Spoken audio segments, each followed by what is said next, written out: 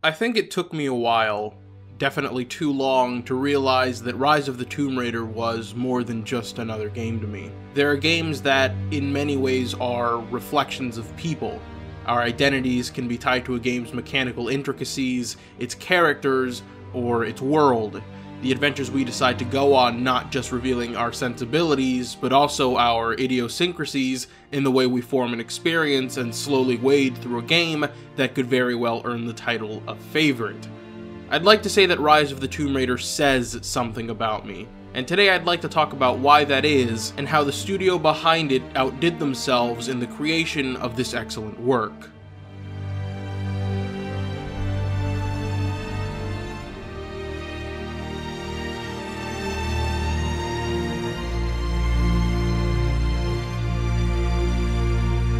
It's probably very easy to look at Rise as a copy and paste job of the 2013 Tomb Raider. I wasn't really enamored with this game the first time I played it. I remember thinking that the pacing was pretty weird, the stealth was gimmicky, the point system was incredibly gimmicky, and while I made a specific mental note about the combat, the game didn't feel challenging at all. Since these, with the exception of the pacing, were all problems I had with the 2013 reboot, I kind of felt like it was just more of the same. My main problem was that, just like in 2013, the game never really put you in a position where you were required to challenge the way you approached certain situations.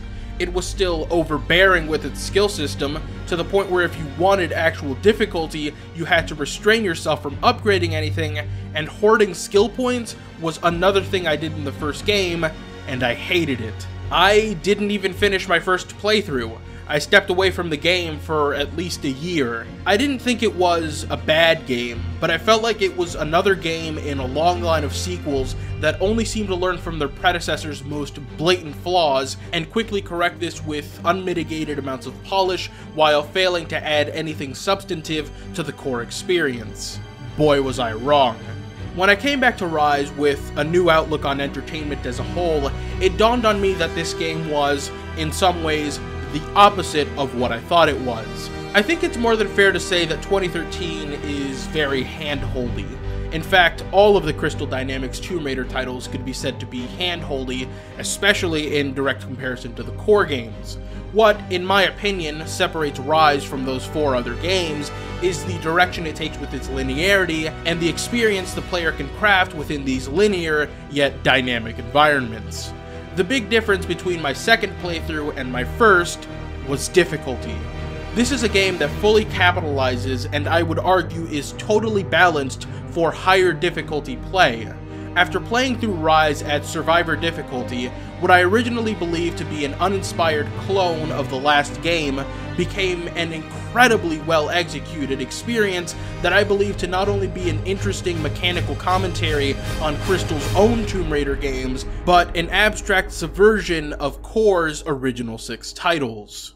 Rise of the Tomb Raider's gameplay loop is spun by progression of the main story, which is what allows it to integrate its side missions so seamlessly into the progress of the player. Every step Laura takes in the fight against Trinity is met with new hubs, new activities, and new puzzles. Plainly, it's a game that gives you reasons to do things, and although that sounds obvious and simple, it's the execution where Rise excels. By fragmenting Tomb Raider's salvage system and incorporating the weapons upgrade system into completion of miscellaneous tasks, Rise is able to add some much needed depth into its gameplay simply by assuring that the player explores the world. Say for example that I need to craft fire arrows in order to destroy a barricade that I think will lead me to a challenge tomb or a weapon upgrade. Crafting fire arrows requires 3 different resources. These can be found throughout the hubs.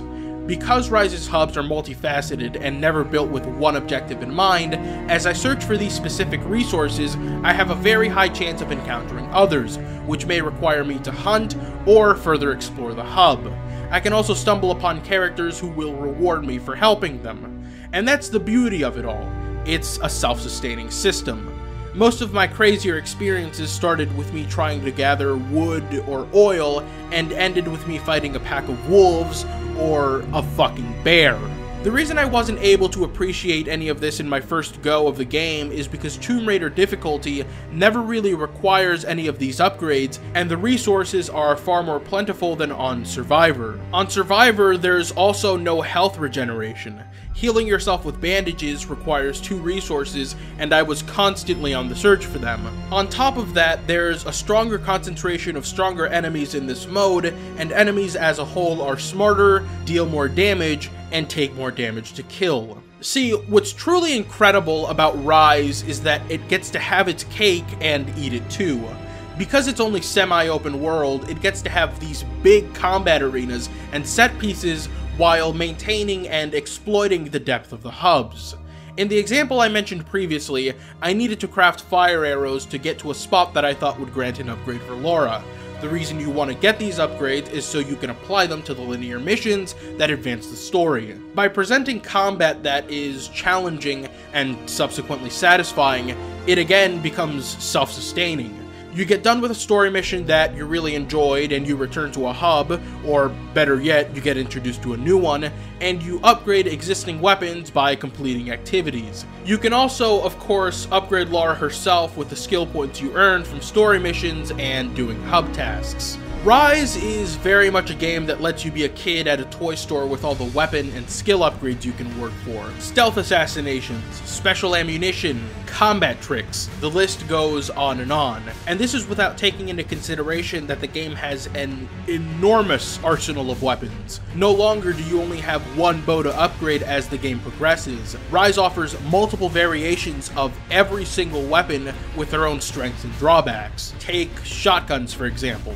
Double-barreled, pump action, full auto, you name it, Rise has it. I believe the candy shop approach to weapons works so well because the game sets the player up to get the most out of every weapon with its combat. One moment that stayed with me from my first playthrough was the first real encounter with an enemy squad. Even on that normal difficulty, I noticed some very unique behavior from them, such as their communication and the way they would push and flank you if you didn't move from cover. I was honestly confused, because I had played a fight like this. A lot of them, actually. I realize that I probably reference Fear in all my videos.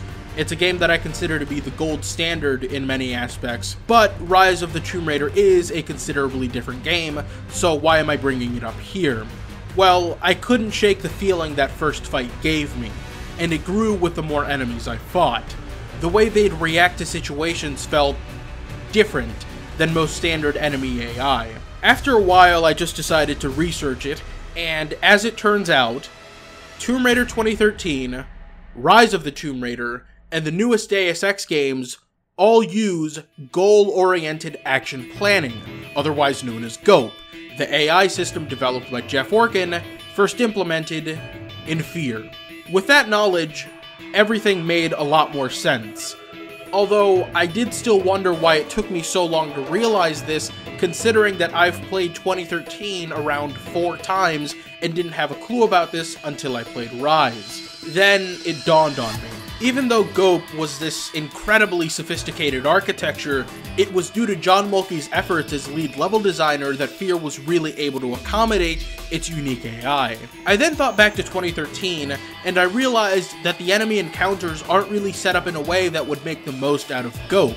Not only are the combat sequences asymmetrical for the most part, the encounters are almost always designed for a potential stealth approach with enemies positioned at different points. And that leads us back to Rise. Rise's combat is usually set up in symmetrical fashion, and ample cover is given for traversal of the arena while simultaneously allowing the enemy to close distance on you.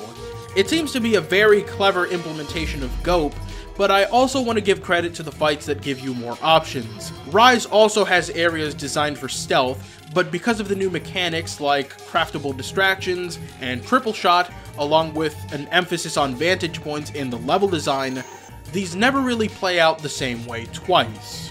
Moving on from the combat, I'd like to compare and contrast Rise's approach to player choice and how the game takes a good couple steps forward in a lot of aspects, but impedes its own progress in others. Challenge tombs are a puzzle activity within hubs that you can complete for permanent upgrades to Laura.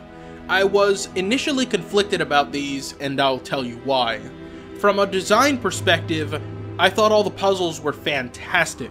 I was very thrilled with a return to a trial and error system where you were constantly running up and down to understand how the individual parts of a structure worked in order to solve the puzzle. I think they complement the game's more aggressive approach to combat well by slowing down the pacing and forcing you to stop and think for a while.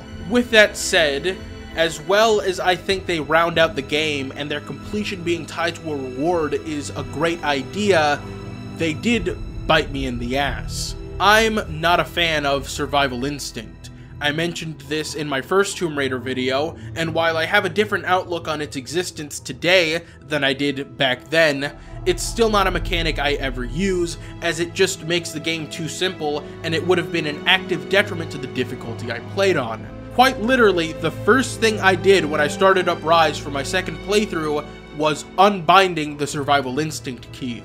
Unbinding is a great feature, by the way. Now I could no longer even accidentally use the feature. Unfortunately, this game had other things in mind.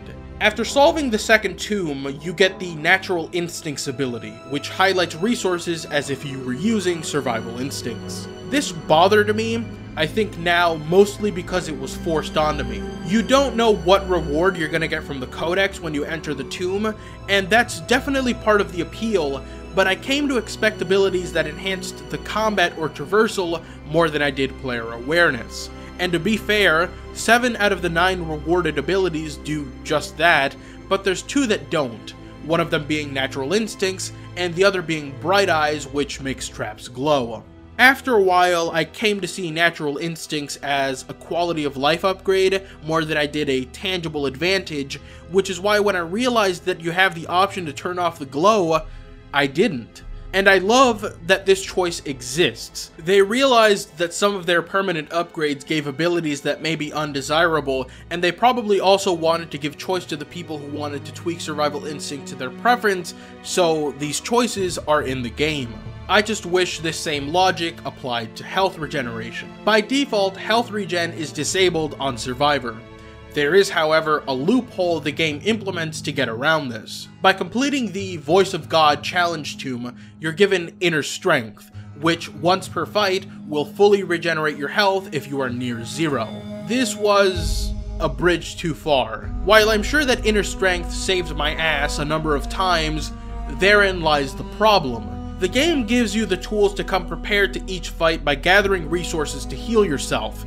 Inner Strength essentially hands you a get-out-of-jail-free card, and in spots where you should be punished for poorly managing resources or approaching a fight in a way you shouldn't have, your mistake is covered by a band-aid, which defeats the purpose of the difficulty. The disabling of health regeneration is set in stone by the difficulty itself, and has no external controls beyond that, like Survival Instinct does.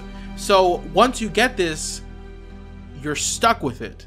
In hindsight, it didn't really break my experience, as there were many times where I didn't even take the damage needed to activate it, but it's fundamentally counterproductive. The problems with health regeneration don't really end there either. It also affects the outfits. Let me start by saying that I'm a big fan of the way Rise handles outfits.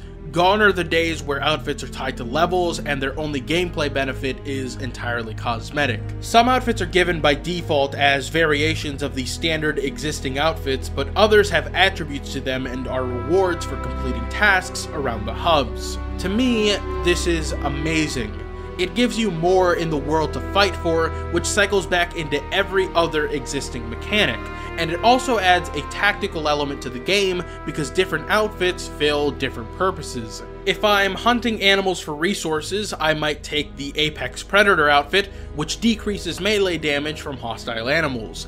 I could take the Sparrowhawk outfit, which makes non-hostile animals more docile and easier to hunt, or I could take my favorite of this bunch, the Nightshade outfit, which gives you a higher chance of looting more exotic resources typically seen in mountain lions or bears from wolves or deer. Whenever I went into combat, I usually took the Shadowrunner outfit because it reduced the amount of ammo I would typically spend in a fight. Now, here's the issue. Of the 26 or so outfits in the game, 7 of them have no attributes. This is fine. Of the 19 remaining, 6 of them have the same attribute. This is not fine because the bonus is that they reduce the delay before health regeneration starts. So if you're playing on Survivor, only 13 of the 26 outfits have unique attributes that add to the overall experience. This again seems to me to be counterproductive.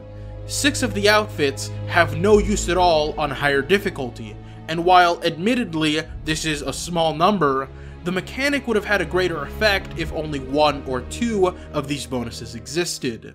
At this point, I'm sure one question has probably popped up in your mind as I describe my experience with this game. Doesn't playing every game at the hardest difficulty enhance the experience and make it more fun to play? The answer is no. I've played the 2013 Tomb Raider 4 times. Sure, playing it on the hardest difficulty meant that enemies were harder to kill, but that didn't translate to a more compelling experience. That game, along with countless others, don't have the design or the systems in place to really complement their high engagement gameplay. It is my opinion that the gameplay loops of Rise that start with its robust skill and resource systems provide a unique challenge to the player by forcing them to use the following systems to properly play the game. By significantly raising the intelligence of the enemies and having solid combat design, Rise is able to fully realize all of its mechanics and complete its loop.